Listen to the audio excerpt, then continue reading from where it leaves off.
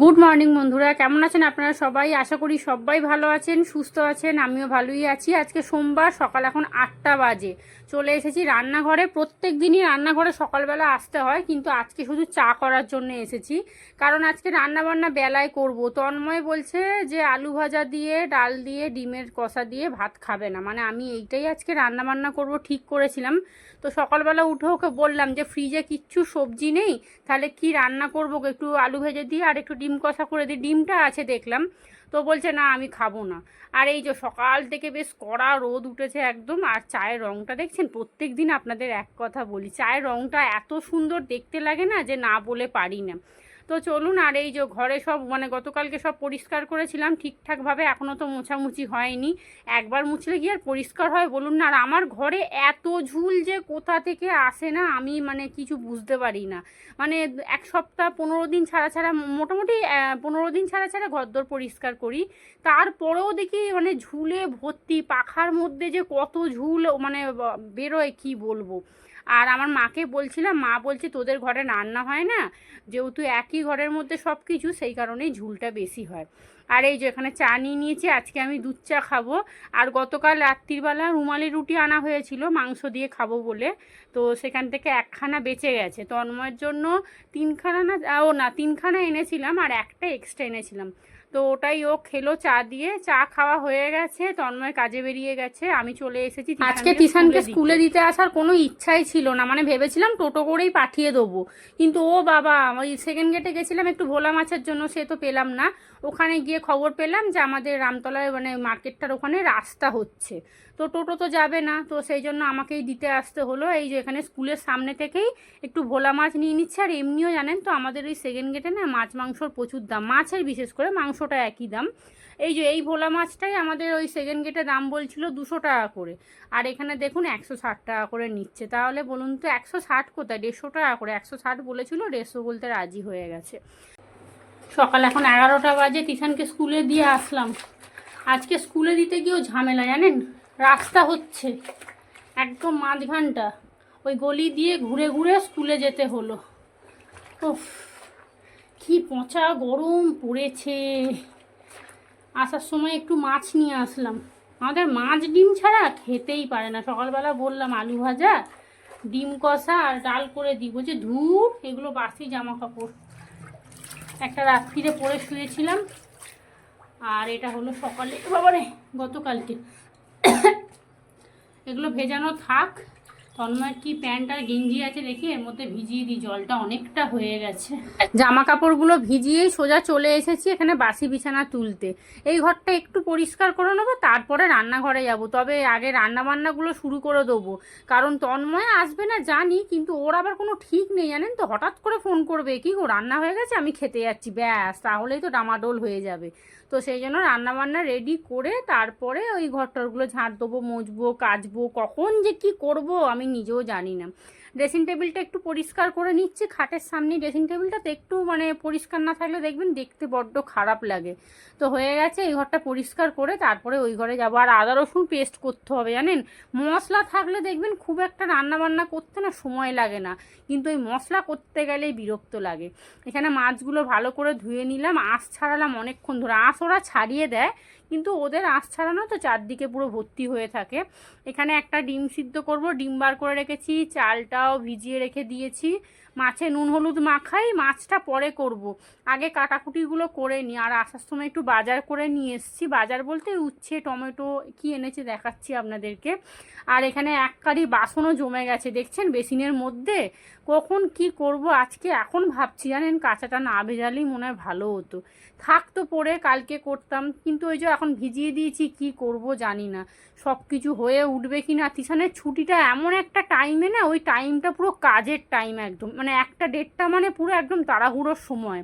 কিন্তু কি করব এখন, এই 29 তারিখ আজকে রান্না বান্না বলতে মুসুর ডাল করব, ভাত হবে, আর একটু আলু ভাজবো, আর ভোলা মাছের ঝাল করব। আস্তে আস্তে ভাবছি রাস্তা দিয়ে যে ধনেপাতা আছে তো, কারণ ভোলা মাছে ধনেপাতা না দিলে খেতে একদমই ভালো লাগে না। এখানে নুনটা শেষ হয়ে গেছে, নুন ঢেলে নিচ্ছি, ভাতও বসিয়ে দেবো আর একদিকে ডালটাও বসিয়ে দেবো। কিন্তু ওই যে আদা রসুনটা কাটতে হবে, আর যেহেতু কাঁচা আদা তো এখন না ঘরে নিয়ে এসে আর রাখতে পারছি না, সঙ্গে সঙ্গে আমাকে পেস্ট করে নিতে হচ্ছে, পচে যাচ্ছে, মানে এক রাত্রিরেই পচে যাচ্ছে। আর ফ্রিজে আমি কখনো কাঁচা আদা ঢোকাইনি, একবার ঢুকিয়েছিলাম ফ্রিজে, কিন্তু পচে যায় জানেন তো। কিন্তু অনেকের ভিডিওতে আমি দেখেছি মানে আদা দেখি ওই ফ্রিজের মধ্যে রেখে অনেক দিন ধরে খায়, কিন্তু আমার কেন জানি না পচে যায়। এমনি শুকনো আদাগুলো কিছু হচ্ছে না, কিন্তু ওই কাঁচা আদা যখনই ফ্রিজে ঢোকাচ্ছি না দেখছি কেমন একটা সেই জল জল মতো হয়ে যাচ্ছে, ওপরটা পুরো পচে যাচ্ছে। তো সেই জন্য ওই আনি সঙ্গে সঙ্গেই পেস্ট করে নিই। আর ওই অতগুলো আদা এখন দাঁড়ান না, ছাড়াবো বসে বসে, রসুন ছাড়াবো, মশলা করবো, ওই করতে করতেই আধা ঘন্টা ওখানেই চলে যাবে। এখানে অল্প করে একটু মুসুর ডাল বসাচ্ছি, ভোলা মাছের ঝাল দিয়েই আমার মোটামুটি ভাত খাওয়া হয়ে যাবে। কিন্তু ওদের বাবা ছেলের আবার ডাল না হলে চলবে না। তন্ময় কিন্তু মাছের যে ঝালটা হবে ঝালটা দিয়েই কিন্তু ও অর্ধেকটা ভাত খাবে, কিন্তু তবুও ওর ডাল লাগবে। আর তিশানও ভাত খাবে কী দিয়ে সেই চিন্তা ভাবনা করে অল্প করে একটু ডাল বসিয়েই দিলাম। আর এই যে সবজি বলতে অনেকটা ঢ্যাঁড়স নিয়ে এসেছি, করলা নিয়ে এসেছি, টমেটো নিয়ে এসেছি, আর একটু আলু শেষ হয়ে গেছিলো, আলুও নিয়ে এসেছি, একেবারে 500 ঢ্যাঁড়স নিয়ে চলে এসেছি। এখন সবজির দাম অনেক বেড়ে গেছে, বর্ষাকালে সবজির দাম একটু বেড়ে যায়, এই যে শীতকাল আসছে আবার আবার দামটা পুরো কমে যাবে একদম। আর শীতকালে তো নানা রকমের সবজি পাওয়া যায়, দেখবে লাল নীল সবুজ, মানে দেখতে এত ভালো লাগে না। চলুন এই সবজিগুলোকে এখন ফ্রিজে তুলবো, তবে আগে কাটাকুটি করতে বসি, আলু কাটবো, আদা রসুন কাটবো, আর ভেবেছিলাম একটু ঢ্যাঁড়স ভাজবো তিশানের জন্য, কিন্তু ঢ্যাঁড়স আর ভাজবো না, কারণ অনেকটা বেলা হয়ে যাবে। আর ঢ্যাঁড়সগুলো একটু মাথাগুলো ভেঙে দেখছি যে কচি আছে কিনা, দেখছি না ঠিকঠাকই আছে। এখানে কাটাকুটি করে নিয়েছি, এখানে আলু ভাজা করব, উচ্ছে আলু একটু সিদ্ধ করব আমার জন্য, আর মাছের জন্য পেঁয়াজ টমেটো আদা রসুন, এখানে ডিম সিদ্ধ হয়ে গেছে, ডালটাও হয়ে গেছে। সকালবেলা ভালোই রোদ উঠেছিল, এখন দেখছি পুরো মেঘলা হয়ে গেছে, আর এক ফোঁটা হাওয়া দিচ্ছে না, পচা গরম। আমি এখন থেকেই ভাবছি যে রাত্রে কি করে শোবো, ভাবছি তন্ময়কে বলবো তুমি নিচে শুয়ে পড়ো, আমি আর ছেলে ওপরে শুয়ে পড়বো। তো চলুন রান্নাবান্নাগুলো পরপর বসিয়ে দিই। আর আমার বললাম না ওই ওভেনের একটা বার্নার পুরো খারাপ হয়ে গেছে, ওই বার্নারটাকে আগে পাল্টাতে হবে, পুরো আগুনের মতো জ্বলছে। তন্ময় বলছে তুমি নিয়ে যাচ্ছ না, গ্যাস তো বেশি পুড়ছে। তো এখানে ভাত বসিয়ে দিচ্ছি, ডালটাও ফোড়ন দিতে বসিয়ে দেবো, আর এদিকে ভাবছি একটু আলু ভাজাটা বসিয়ে দেবো, তিনখানা একদম বসিয়ে দিই, পরপর হয়ে যাবে। মাঝখানে আবার ঝাঁট দিয়ে মুছতেও হবে, আজকে কি গরম লাগছে, আমি তাই ভাবছি যে রান্না করতে করতে অজ্ঞান হয়ে পড়ে না যায়, কারণ মারাত্মক ঘাম দিচ্ছে, মানে লিটার লিটার গা দিয়ে জল বেরোচ্ছে। শরীর কি করে ঠিক হবে বলুন তো, প্যারাসিটামল তো মানে খেয়েই যাচ্ছি, মানে ওই সপ্তাহে ধরুন একটা তো খেতেই হচ্ছে। আর এই জ্বরটা না ঘরে ঘরে হচ্ছে, জানেন কদিন তো বলছিলাম না তন্ময়ের গা হাত পা ব্যথা করছিল, শরীর ম্যাজ ম্যাজ করছিল, তারপরে আবার শুনলাম ওর ওই মালিকের ছোট ছেলেটারও নাকি হয়েছে, তারপর আমার মারও হয় মাঝের মধ্যে, তারপর ছোট বৌদিও তো বলছে প্যারাসিটামল খেয়েছিল নাকি, আর আমাকে তো খেতেই হয়। কি বলুন তো, ঘামটা তো শরীরে বসে যাচ্ছে, আর নাইটি পুরো চপচপে হয়ে যাচ্ছে একদম, কটা নাইটি পাল্টাবো বলুন তো। তার মধ্যে এই যে নিম্নচাপ 2-4 দিন রোদ দেয়, তারপরে আবার শুরু করে দেয় একদম 1 সপ্তাহ টানা বৃষ্টি হয়, তখন আবার জামা কাপড় শোকায় না। তো যাই হোক চলুন এরম করেই চলবে। আর আজকে তো মারাত্মক পরিমাণে গরম লাগছে, মারাত্মক। আমি রান্না করতে করতে না বারবার ওই ঘরে গিয়ে পাখা চালিয়ে বসে আছি। এদিকে মশলাটা করে নিয়েছি, ডালটাও হয়ে গেছে, ভাতটা ফুটিয়ে বন্ধ করে দিলাম, কড়ার মধ্যে তেল দিয়েছি, আলু ভাজাটা চলুন বসিয়ে দিই। আলু ভাজতেও সময় লাগে জানেন তো, আস্তে জোরে করে করে ওকে ভাজতে হবে। আর আলু ভাজা খুব বেশি করছি না, কারণ আমি আলু ভাজা খুব একটা পছন্দ করি না। করি কীরকম খাই বলুন তো, ওই গরম ভাতে ঘি দিলে তার সাথে একটু আলু ভাজা, ওটা আবার আমার খুব ভালো লাগে। ডাল দিয়েও ভালো লাগে, কিন্তু আমি খুব একটা পছন্দ করি না। আলু ভাজাটা বসিয়ে দিয়ে ভাবলাম ঘরটা ঝাঁট দিয়ে মুছিনি, তিশান যদি এসে দেখে না ঘর মোছা হয়নি, বলবে তুমি এখনো বাসি ঘর মোছোনি। ও আবার কেমন বলুন তো, ওই বাসি ঘরে খাওয়া, বাসি ঘর বেলা অবধি পড়ে থাকা, ওর আবার ওগুলো পছন্দ হয় না। তো অন্যয়ের আবার ওইসব কোনো ব্যাপার নেই, তুমি তোমার সুবিধা মতো কাজ করো। ওই তো রবিবারেই তো দেখলেন তো, মাংসর ঝোল ভাত খাইয়ে স্নান টান করে ওকে কাজে পাঠিয়ে দিয়ে তারপরে আমি ঘর পর পরিষ্কার করলাম। কিন্তু তিশান আবার খেতে বসে বলছে এই বাবা মা বাসি ঘরে খেয়ে নেবো, ওর আবার দেখি এইগুলো খুব জ্ঞান আছে। তো যাই হোক ঠিকই আছে, কারণ বাসি ঘরে খাওয়া দাওয়াটা একদমই ঠিক না, সকাল সকাল উঠে ঘরদোরগুলো মুছে নেওয়াই ভালো। যখন ছোট ছিলাম মাকে দেখতাম সকালবেলা মা ঘর মুছতে সময় পেত না, আমার বাবাও না এই তন্ময়ের মতোই 8টা সাড়ে 8টা করে খাবার নিয়ে চলে যেত। আর আমার বাবা খুব একটা না ওই ভাত নিয়ে যেতে পছন্দ করতো না, রুটি আর মাকে দেখতাম তরকারি করে দিত। আমাদের যেহেতু আঁচে রান্না হতো তখন, তো একটুখানি ওই মানে ওই সময়ের মধ্যে এত কিছু হতো না। তো সেই কারণে মা দেখতাম খালি ঘরটা ঝাঁট দিয়ে রাখতো যাতে বাসি ঘরে বাবাকে কাজে যেতে না হয়। মুছতো বেলাতে, কিন্তু ঝাঁট দিত অবশ্যই, মানে বাবাকে বলতো দাঁড়াও একটুখানি খালি ঘরটা ঝাঁট দিইনি তারপর তুমি খেতে বসবে। তো চলুন এখানে রান্নাঘরে চলে এসেছি, ভাতটাও বসিয়ে দিয়েছি। ভাত তো বসিয়ে দিয়েছিলাম, একটু ফুটিয়েই বন্ধ করে দেবো, এখন বাজে 12টা 40। আর ওদিকে ফ্রিজের দুখানা তরকারি বার করলাম জানেন, একটা সয়াবিনের তরকারি, একটা আলু পোস্ত। ওই পোস্তটা আমি খেতে পারিনি, তো ওইগুলোকে বার করেছি, ফেলে দেবো, কারণ বিচ্ছিরি গন্ধ গন্ধ ছাড়ে না, একটা কেমন যেন সাদা সাদা হয়ে গেছে। আর এই যে তিশানকে দিয়ে যে ঝাঁটাটা কিনিয়েছিলাম, ফুল ঝাড়ুটা, দেখছি ভালোই জানেন, বেশ মোটা আছে। আমি ভাবছিলাম হয়তো সরু লিকলিকে হবে, কিন্তু দেখছি ভালোই মোটা আছে। এখন বাজে প্রায় 2টো, তিশানকে এই সবে স্কুল থেকে নিয়ে আসলাম। আমার শরীরে আজকে আর কিচ্ছু নেই জানেন, এত রাগ ধরছে না তন্ময়ের ওপরে, আপনাদের কি বলবো। ওর জন্যই তো আজকে আমার পুরো কাজের 12টা 5 হয়ে গেল একদম। আর এমনিও আমারও দোষ আছে জানেন তো, কারণ সারা সকাল বসে বসে ফোন দেখলাম, যদি বাসি কাজটাও করে নিতাম তাহলেও আমার এতটা দেরি হতো না। এখন 2টো বাজে, এই যে মাছের ঝাল বসাচ্ছি, ভোলা মাছের ঝালটা হয়ে উঠলো না, কারণ বাসনগুলো মাজলাম, ঘরদোর ঝাঁট দিলাম, মুছলাম, বাইরেটা ঝাঁট দিলাম, এখনও কাঁচা বাকি আছে। আজকে আমি কখন ভাত খাবো কি জানি। আমার মা যদি ফোন করে না, এক্ষুনি বলবে তুই আবার 3টের সময় ভাত খাওয়া শুরু করে দিয়েছিস, এই এত ডাক্তার দেখালি। তো যাই হোক, কী করবো, আজকের দিনটা যা হয়েছে হয়েছে। আজকে না আমি ঠিক করেছি যে কালকে থেকে আমি রান্না বান্না যাই করি না কেন আমি সকালবেলা সেরে নেবো, কারণ সেই রান্না করতেই হবে, বেকার বেকার বেলা করে তো লাভ নেই। আর আজকে ওই যে বললাম তন্ময়ের জন্য আমার আজকে এরকম দুর্দশা। হ্যাঁ, যদি ডিম কষা আর আলু ভাজা যদি ভাত খেয়ে নিই তো আমার এইরকম হতো বলুন তো। চল রান্নাটা করতে করতে ভাবলাম বাসন কটা যে কটা পড়েছে মেজে নিয়ে রান্নাঘরটা একটু পরিষ্কার করে নিচ্ছি, তিশানকেও খেতে দেবো। এখন প্রায় 2টো 10 হয়তো হবে, 2টো 5-10 হবে হয়তো। একটু ওপরই রান্নাঘরটা মুছে নিচ্ছি, আর মাছের ঝালের জন্য ঝালটা একটু ভালো করে কষিয়ে নিচ্ছি, নাহলে না কাঁচা মশলার গন্ধ ছাড়লে বিচ্ছিরি লাগবে। আর ভোলা মাছটা শখ করে নিয়ে এসেছিলাম খাবো বলে, কখন খাবো, এই এত কাজ বাজ করে আর খাবার এনার্জি থাকে না জানেন তো। তখন মনে হয় ধুর শরীরটাকে এবার বিছানার মধ্যে ফেলি তাহলেই শান্তি হবে। মাছের ঝালের জন্য মশলাটা এখানে কষিয়ে নিয়েছি, এবারে মাছগুলো দিয়ে দিলাম, অল্প করে একটু জল দিলাম, মাখা মাখা করবো। ওই 5-10 মিনিট ফুটবে, তারপরে ধনেপাতা দিয়ে নামিয়ে দেবো। আর রান্নাঘর তো পরিষ্কার হয়ে গেছে, নিচটা একটুখানি ভালো করে মুছে নিচ্ছি, কারণ ওই বাসন মাজলাম তো, বাসন মাজলে আমাদের এখানটা অনেকটা জল পড়ে, ছিটিয়ে চারদিকটা না, মানে বিচ্ছিরি দেখতে লাগে। তো একটু ভালো করে মুছে নিলাম, বেসিনটাও মেজে নিয়েছি। আর এই যে এখানে ভোলা মাছের ঝাল একদম রেডি হয়ে গেছে, একটু বেশি করেই ধনেপাতা দিয়েছি, ভোলা মাছে ধনেপাতা না হলে ঠিক মানায় না। আর আজকে তন্ময় যতই চেঁচাক না কেন, ও যেই চেঁচাবে একটু বাইরে গিয়ে দাঁড়িয়ে থাকবো, ব্যাস ও নিজেই চুপ হয়ে যাবে, কারণ এত ধনেপাতা দেখে না এক্ষুনি চেঁচাবে, বলবে হ্যাঁ ধনেপাতায় ভরিয়ে দিয়েছে একদম। আর এদিকে তিশানের জন্য একটা ডিম ভাজলাম, কারণ ও ভাতটা খাবে কি দিয়ে, দুজনের তো প্রচুর ঝামেলা, ওরে বাপরে। এ বলে তো আমি ওদিকে যাই, ও বলে তো আমি এদিকে যাই। তো এখানে ডিম ভাজা হয়ে গেছে, চলুন তিশানকে খেতে দিয়ে দেবো। এখন 2:30 বাজতে যায়, বাজে এখন 3টে। স্নান করে এই সবে আসলাম, কাচাকুচি করলাম, পুজো দিলাম, তিশানের তো খাওয়া হয়ে গেছে, জায়গাটা পরিষ্কার করব। চলুন জামা কাপড়গুলোকে মিলে দিয়ে আসি, ভাবছি আগে খেয়ে নিই তারপরে মিলবো, কারণ এতগুলো মিলতে গেলে না অনেকটা সময় চলে যাবে, আর এমনিও অবেলা হয়ে গেছে।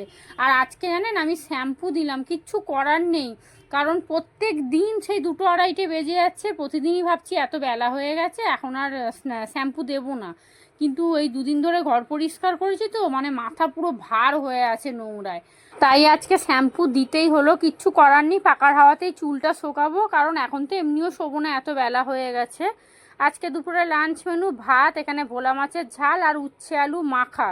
আমি আর কিচ্ছু নিইনি, কারণ ভোলা মাছটাই একটু বেশি করে নিয়েছি, 2 পিস নিয়েছি আর কি, একটা মাথা নিয়েছি আর একটা লেজা নিয়েছি, তন্ময়ের জন্য 2খানা রেখে দিয়েছি। তো এটা দিয়ে আমার খাওয়া হয়ে যাবে। আর ভোলা মাছের ঝালটা এত ভালো হয়েছে না, মুখে দিয়ে একটু দেখেছিলাম, ভালোই লাগছে খেতে। সন্ধে এখন 6টা বাজে, চলে এসেছি রান্নাঘরে, এখানে 1 কাপ দুধ চা করছি, আমার জন্য নয়, মা এসছে। মাকে আসতে বলেছিলাম 4টের সময়, 4:30 পৌনে 5টা করে এসেছে, এতক্ষণ বসে গল্প করছিলাম। তো এখন প্রায় 5:45 বাজতে যায়। তো আজকে একটু রামতলা যাওয়ার ইচ্ছা আছে, কিন্তু মায়ের ইচ্ছা ছিল যে ওই দুপুরবেলা করে যাবে, 3টে 3:30 করে, কিন্তু আজকে সকাল থেকে মেঘলা হয়ে আছে পুরো একদম, আর 4টের দিক করে তো পুরো কালো হয়ে গেছিলো একদম, মানে জোর বৃষ্টি নামবে। তারপরে 5টা হতেই হঠাৎ করে দেখলাম আবার আকাশটা পরিষ্কারই হয়ে গেছে, সেই জন্য বসেছিলাম যদি বৃষ্টি আসে তাহলে আর যাবো না, কিন্তু দেখলাম আকাশটা পরিষ্কার হয়ে গেছে। তো চলুন, এখানে এই দেখুন আবার একটা টোস্টের প্যাকেট চলে এসেছে, গার্লিক টোস্ট। দেখেছেন কদিন, এই রবিবার না কবে প্যাকেটটা ঢাললাম না, শেষ হয়ে গেছে। আর এই টোস্টটা কী বলুন তো, ছোটো ছোটো তো, তাই দুখানা দিলে মানে হচ্ছে না, 3-4খানা খেলে তবে ঠিক আছে। তো চলুন, এখানে মাকে দুখানা টোস্ট দিয়ে দিই, চা দিয়ে দিয়েছি, আমার জন্য লিকার চা করে নিয়েছি। আর তিশান খাবে বলছে একটু কফি, ওকেও কফি করে দিয়েছিলাম। এখানে তন্ময়ের ভাত পাত সব বেড়ে নিলাম, ও এলে খালি থালাটা ধরে নিয়ে নেবে। ওকে ফোন করে দিয়েছি যে আমরা যাব একটু। তো চলুন, আর খাবার দাবার টুকটাক অনেক কিছু পড়ে আছে, রাত্রে রান্না করতে মনে হচ্ছে হবে না। তিশান কফি খাবো করে মাথা খারাপ করে দিয়েছিল, কফি করে দিয়েছিলাম, দেখুন হাফ কাপ খেয়েছে, হাফ কাপ পড়েই আছে। তো এদিকে সন্ধ্যা দেওয়া হয়ে গেছে, তিশানি দিয়ে দিয়েছে, বিছানাটা একটু পরিষ্কার করে নিলাম। আর এই যে এত ঘামছে কি বলবো জানেন, জামা কাপড় মানে পরছে 1 মিনিটও যাচ্ছে না, ঘেমে স্নান হয়ে যাচ্ছে একদম।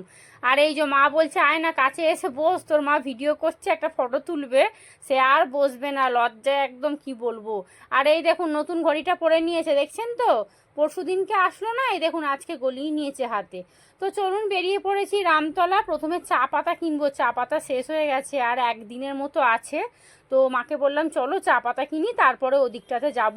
আর এমনিও আমাকে এদিক দিয়ে আবার আসতে হবে, কেন বলুন তো, ওইদিকে রাস্তা হচ্ছে না, যেতে দিচ্ছে না।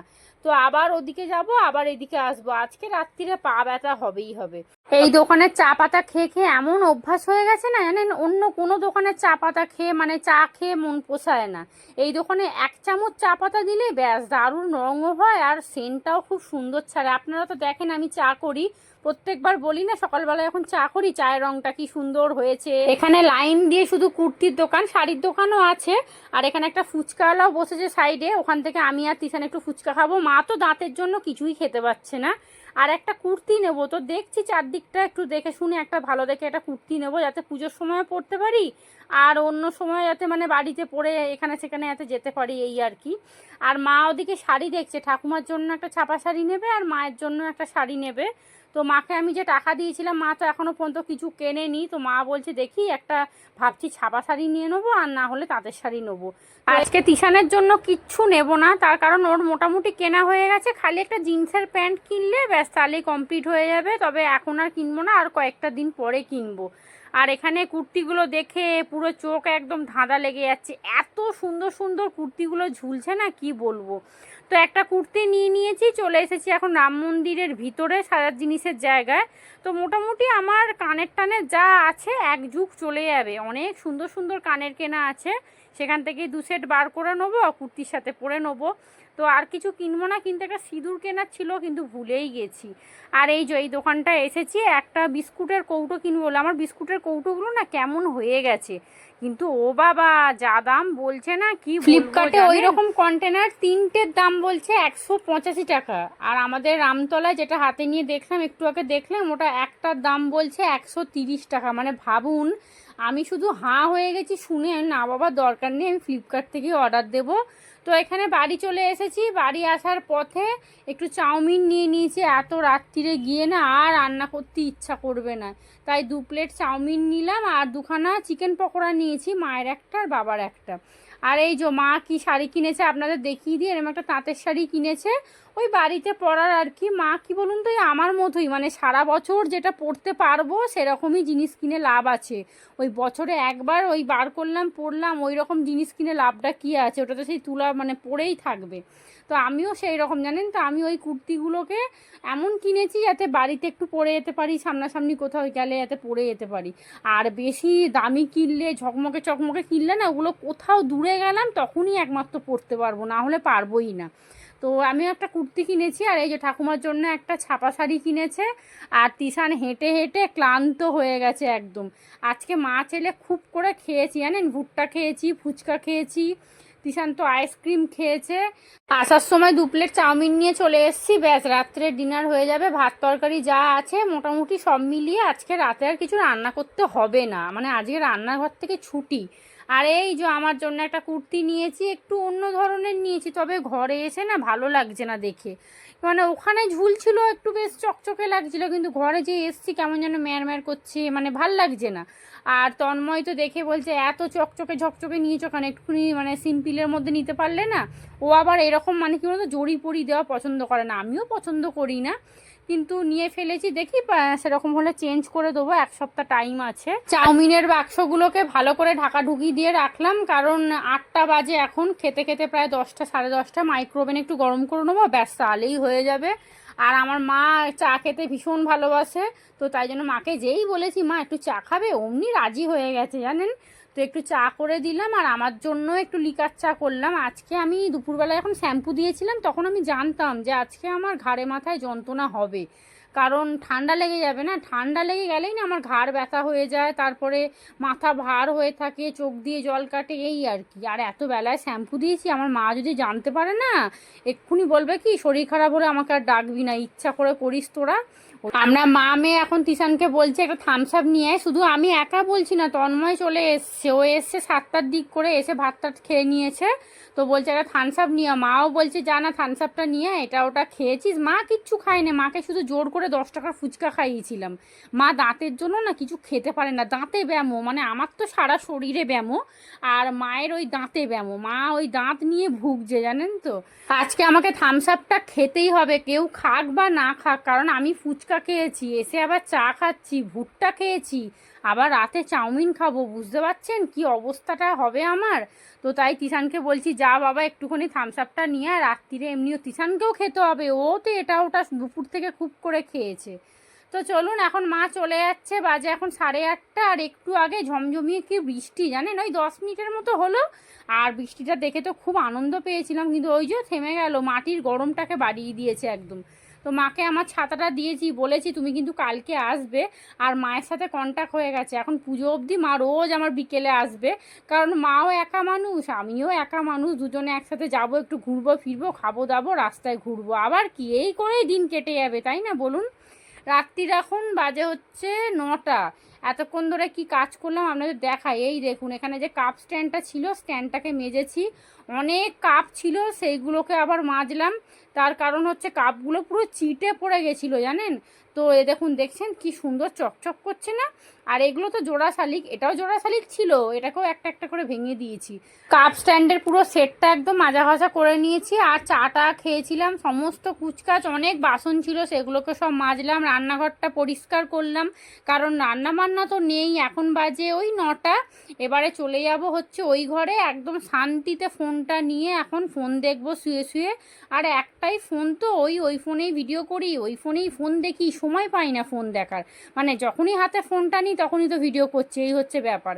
আর রাত্রিরে কি আছে আপনাদের দেখিয়ে দিই, হাঁড়িতে একটু ভাত আছে, এখানে আছে পেঁয়াজ দিয়ে মুসুর ডাল, ডালটা অনেকটাই আছে, বললাম না খাবে কিন্তু মাছের ঝাল দিয়ে, কিন্তু ডালটা আমাকে করাবেই। আর এখানে আছে ভোলা মাছের একটা মাথা, আর ঝাল আছে, খানিকটা আলু ভাজা আছে, যা আছে মোটামুটি মায়ের হয়ে যাবে। মা বলছে আমি চাউমিন খাবো না, তো মার কি বলুন তো, ওই 2 দিন ছাড়া ছাড়াই পেটের প্রবলেম, আসলে কি মানে ওই জল খায় না, তো এরা মা ছেলে দুজনেই এরকম জানেন তো, মানে ভিডিওটা যদি দেখে না আমাকে দেবে একদম। চলুন, টুকটাক যা কাজ ছিল সমস্ত কিছু হয়ে গেছে, রাত্রির এখন 10:30 বাজে, জামা কাপড়গুলো সব মিলে দিয়েছি, খাওয়া দাওয়া হয়ে গেছে। দিশান দেখেছেন 7 আপ খাচ্ছে, ওটা ওর জন্য আলাদা করে নিয়ে এসছে মায়ের থেকে টাকা নিয়ে গিয়ে, আর আমাদের জন্য থামস আপ নিয়ে এসছে। তো চলুন, ব্লগটা তাহলে এখানেই শেষ করি। আপনারা সবাই ভালো থাকবেন, সুস্থ থাকবেন, সাবধানে থাকবেন, চ্যানেলটা প্লিজ সাবস্ক্রাইব করে দেবেন, আর কমেন্ট করে জানাবেন কেমন লাগলো। আজকের মতো সবাইকে টাটা।